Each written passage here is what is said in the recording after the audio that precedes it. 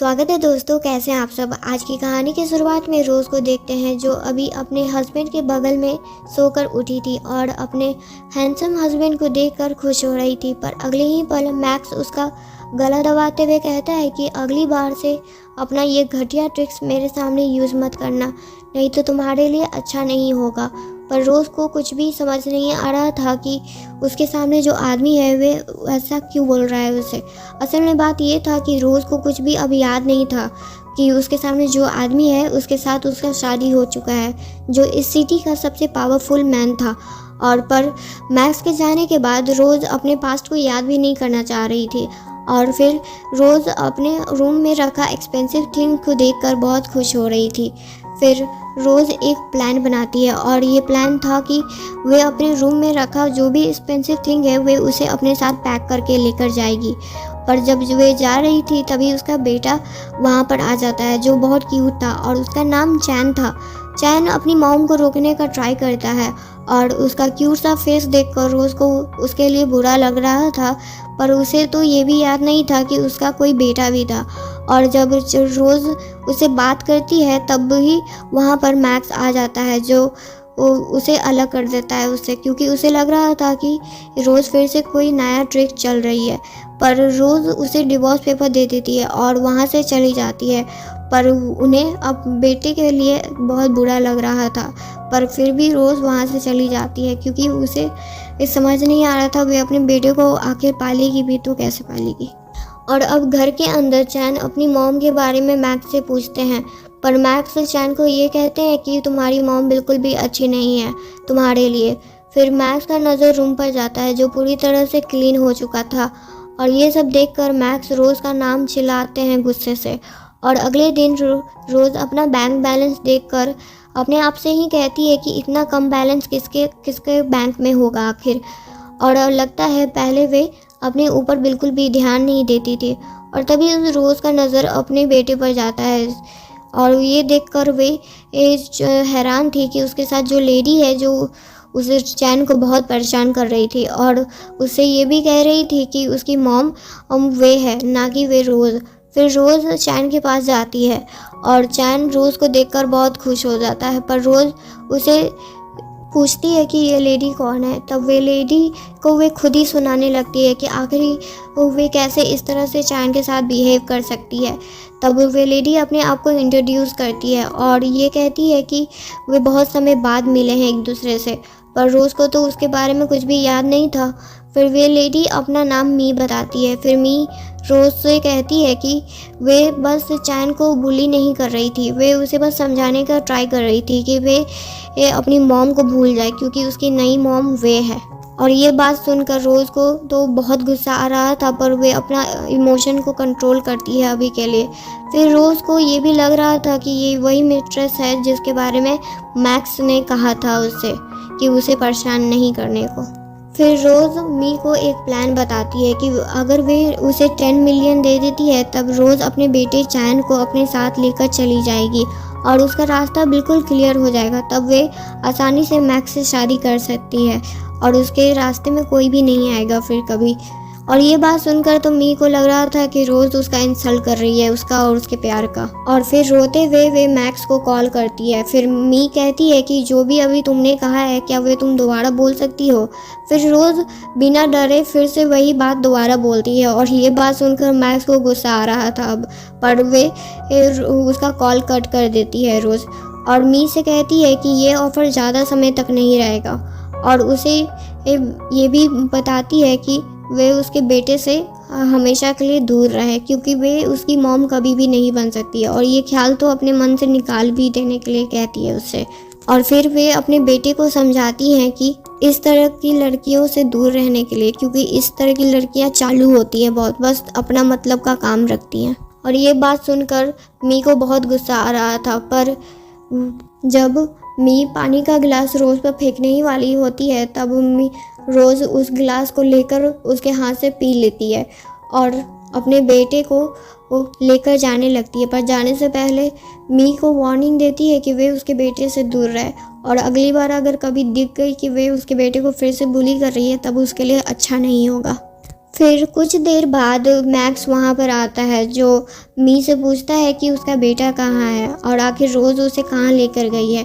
पर मी को तो कुछ भी पता नहीं था, तो मैक्स खुद ही पता लगवाता है और उन्हें जल्दी ही पता चल जाता है कि रोज़ अभी कहाँ पर ठहरी हुई है।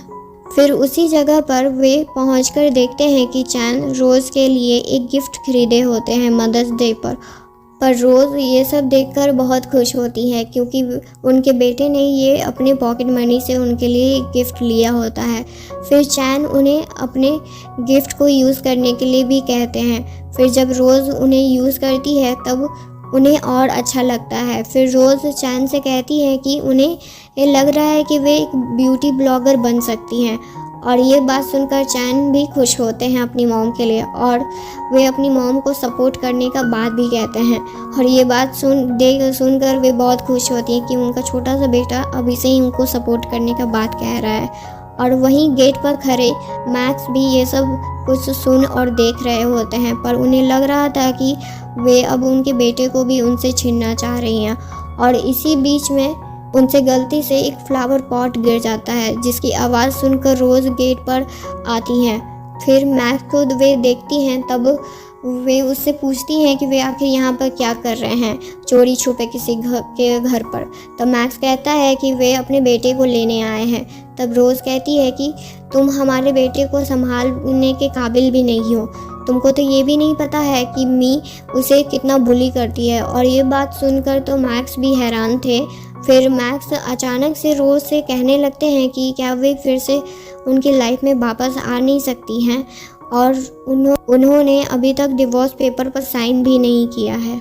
और मैक्स जानते हैं कि एक मैरिज दोनों साइड के एफर्ट से चलता है, और वे जानते हैं कि इसमें उनकी ही गलती है कि वे पहले ध्यान नहीं दिए थे, पर वे ये गलती दोबारा नहीं करना चाहते हैं।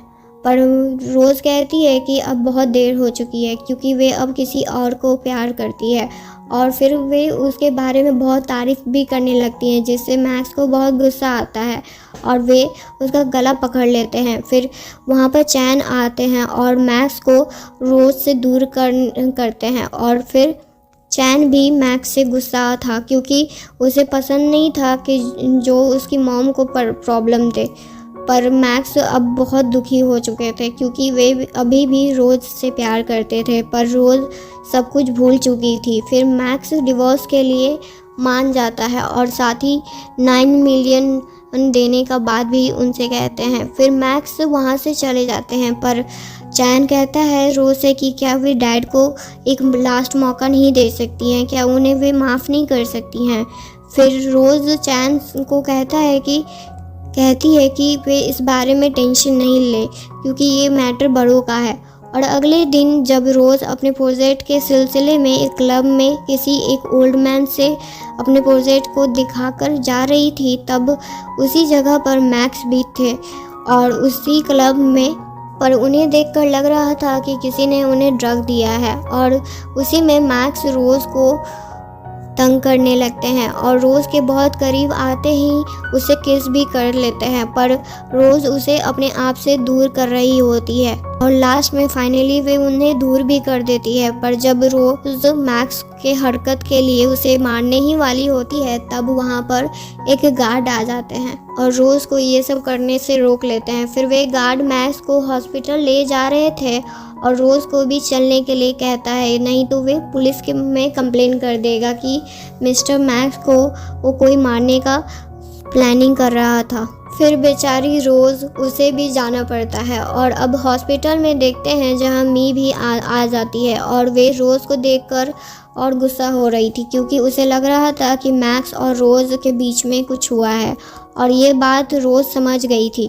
फिर वे मी के दिमाग में क्या चल रहा है और जानने के लिए वे उससे पूछती है कि क्या ये जो तुमने किया है वे अच्छी बात है, क्या तुम थोड़े दिन के लिए वेट नहीं कर सकती थी, क्योंकि अब तो फाइनली मैक्स तुम्हारा ही होने वाला था कुछ दिन में।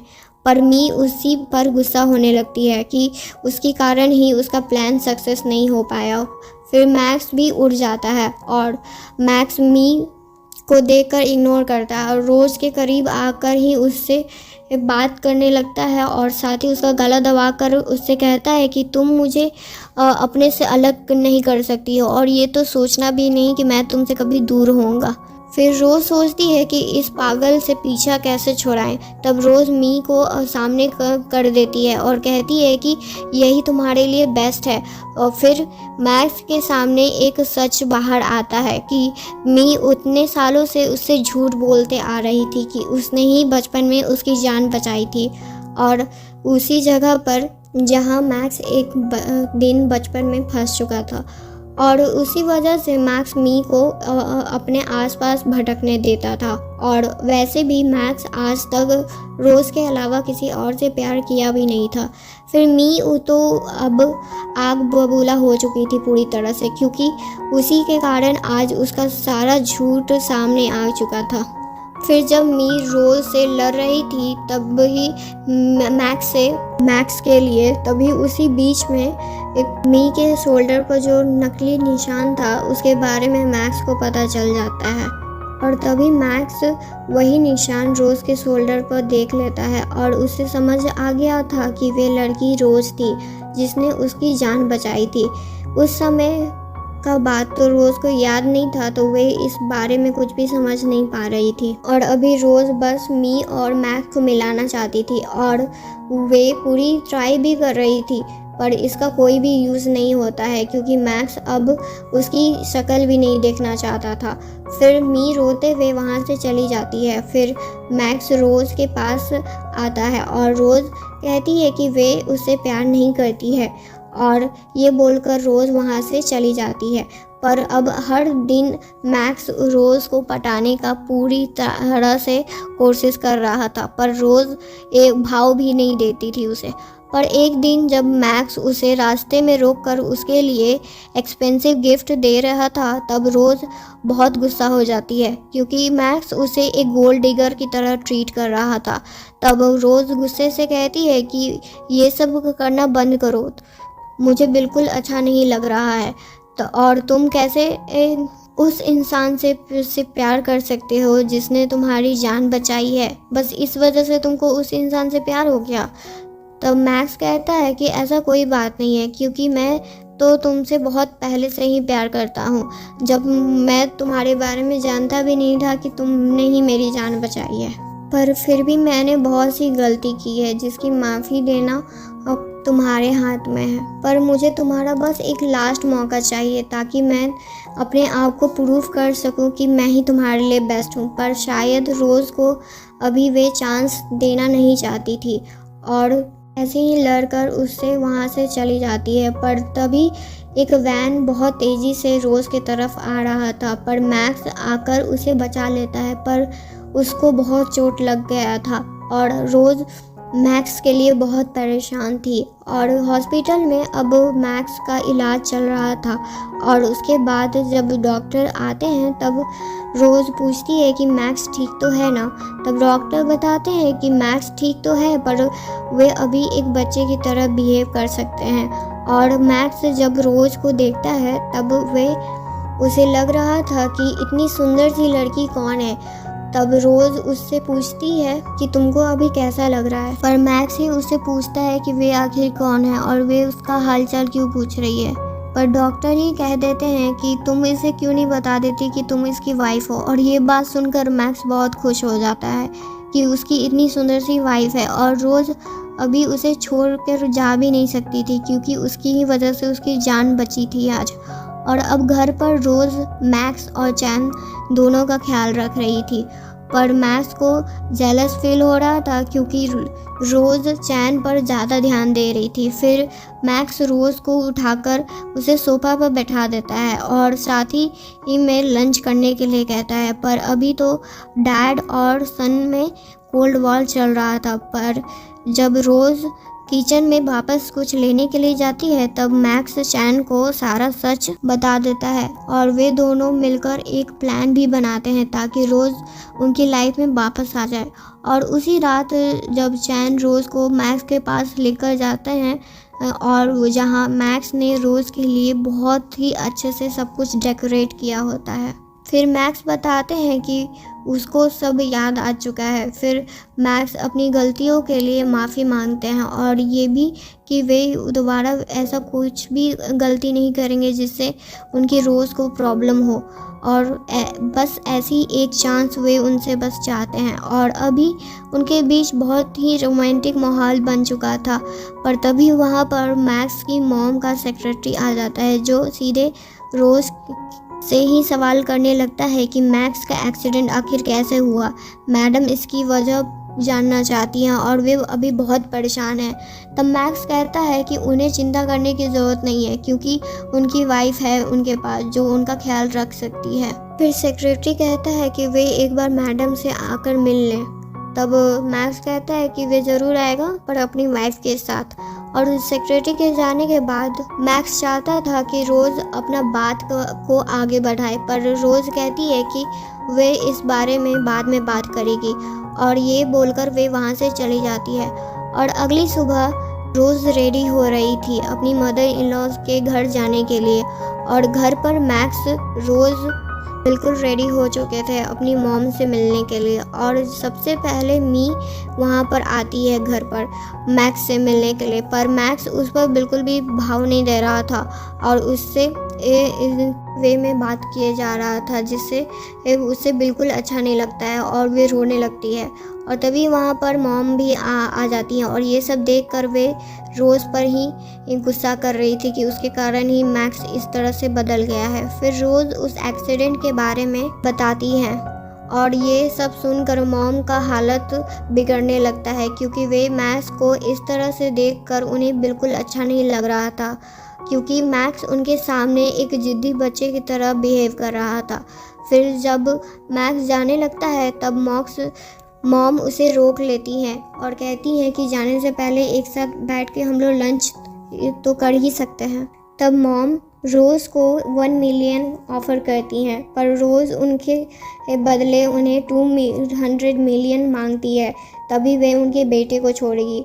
और यह बात सुनकर मॉम और गुस्सा हो जाती हैं उस पर, क्योंकि उन्हें लग रहा था कि रोज़ तो 1 मिलियन के ही काबिल है और उसे 200 मिलियन चाहिए। और ये सब बात सुनकर मैक्स को अच्छा नहीं लग रहा था, और वे रोज़ को लेकर वहाँ से चला जाता है, पर मी भी उनके पीछे पीछे आ जाती है। और फिर वे कहती है कि मैक्स से कि वे बहुत उससे प्यार करती है, उसके लिए वे कुछ भी कर सकती है। पर अब मैक्स उसकी बात सुनकर बहुत इरिटेट हो चुका था। फिर मैक्स रोज़ से पूछता है कि क्या वे सही में उनको बेचने वाली थी। तब रोज़ कहती है नहीं, वे तो बस एक नाटक था, मैं तुम्हें कैसे बेच सकती हूँ, तुम तो मेरे लिए बहुत कीमती हो, भला मैं ये करने का सोच भी नहीं सकती हूँ। और वैसे भी अब तो तुम मुझे रिस्पेक्ट देते हो, मुझे सपोर्ट करते हो, तो मैं तुमसे प्यार कैसे नहीं कर सकती हूँ।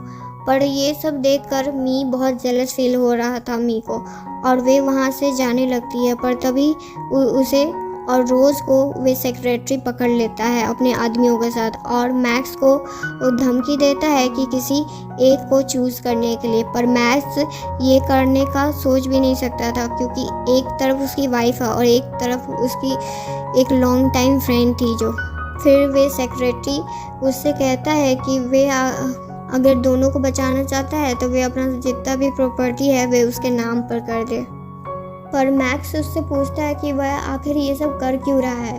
तब सेक्रेटरी बताता है कि वे उससे बहुत नफरत करता है, क्योंकि वे भी सू फैमिली का ही बेटा है, भले ही वे उसकी मॉम अलग हैं इस फैमिली से, यानी वे इस फैमिली की डॉटर इन लॉ नहीं थी, पर वे इस फैमिली का बेटा है, पर उसे अच्छी तरह से ट्रीट नहीं किया गया, और इसी वजह से मैंने ये अपनी पहचान छुपाई थी ताकि मैं तुम सबसे बदला ले सकूं। पर मैक्स को अभी अपनी वाइफ को बचाने का बस दिमाग में चल रहा था। तभी रोज़ अचानक से उन पर हमला करती है, और फिर तीनों उन सब बदमाशों से लड़ने लगते हैं। पर उसी बीच में सेक्रेटरी मैक्स के सर पर एक जोरदार डंडा मार देता है, जिससे उसके सर से बहुत खून बहने लगता है। पर वे फिर भी अपनी वाइफ को बचा लेता है, और रोज़ को सही सलामत देखकर उसे बहुत अच्छा लग रहा था, क्योंकि वे डर गया था कि आज फिर वे अपनी रोज़ को खो देगा। फिर वे दोनों एक दूसरे को अपना फीलिंग बता देते हैं कि वे एक दूसरे से कितना प्यार करते हैं। फिर मैक्स रोज़ को किस भी करते हैं, पर मी ये सब देखकर वहाँ से जाने लगती है। और अब कुछ महीनों बाद का टाइम देखते हैं जहाँ रोज़ अपने काम में बहुत बिजी चल रही थी, पर जब वहाँ मैक्स उससे मिलने आते हैं और चैन के साथ, तब वहाँ के लेडीज़ जो अभी रोज़ के साथ बैठकर कुछ डिस्कस कर रही थी, वे रोज़ को मिस्टर सू मैक्स की वाइफ की तरह उसे ट्रीट करने लगते हैं। पर जब मैक्स उन सब से ये कहता है कि वे यहाँ पर मिस रोज़ का हस्बैंड बनकर आया है, तब वे लेडीज़ रोज़ के लिए खुश होती हैं और फिर वे दूसरे रूम में चली जाती हैं, क्योंकि चैन ही उन्होंने बोला होता है कि दूसरे रूम में वेट करने के लिए, और चैन उनके साथ चला जाता है। और अब मैक्स रोज़ को शादी के लिए प्रपोज़ करता है। तब रोज़ कहती है कि वे लोग तो अभी डिवोर्स नहीं लिए हैं, तो ये सब करने की क्या ज़रूरत है। तब मैक्स इस पर कहते हैं कि वे अपनी नई लाइफ को एक अच्छी तरह से शुरुआत करना चाहते हैं और रोज़ और चैन एक साथ बहुत अच्छी होगी। और ये सब सुनकर रोज़ बहुत खुश होती हैं और यहीं पर हमारी स्टोरी ख़त्म हो जाती है। थैंक यू दोस्तों, यहाँ तक ये स्टोरी सुनने के लिए। प्लीज़ लाइक एंड सब्सक्राइब करके जाइएगा। Thank you.